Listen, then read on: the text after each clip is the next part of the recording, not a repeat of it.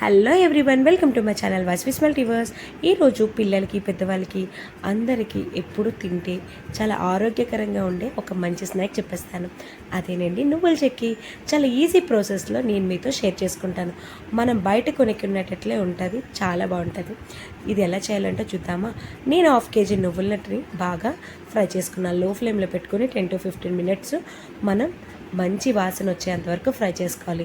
ఆ తర్వాత పక్కన పెట్టుకున్నాక ఒక 1/2 kg నువ్వులకి 1/2 కప్పు బెల్లాన్ని తీసుకొని ఒక 3 drops వేసుకొని అది మనం బాగా కరిగేంత వరకు సిమ్ ఫ్లేమ్లో పెట్టుకొని బాగా మనం బెల్లాన్ని కరిగించుకోవాలి.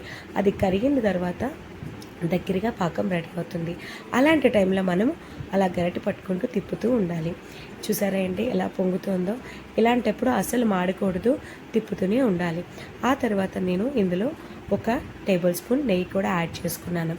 ఆ యాడ్ చేసుకున్న తర్వాత ఇంకొకసారి బాగా నెయ్యిని ఈ బెల్లం పాకంలో బాగా కలుపుకున్నాను.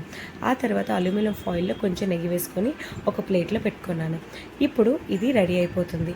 ఈ పాకంలో మనం సీక్రెట్ ఇంగ్రీడియంట్ అలాగేనండి వంట సోడాని అది బాగా కలిసిపోయాక అందులో మనం వేపు పెట్టుకున్న నువ్వులు కూడా యాడ్ చేసుకొని బాగా కలుపుకొని వెంటనే మనం అల్యూమినియం ఫాయిల్లోకి సపరేట్ చేసుకుంటాం.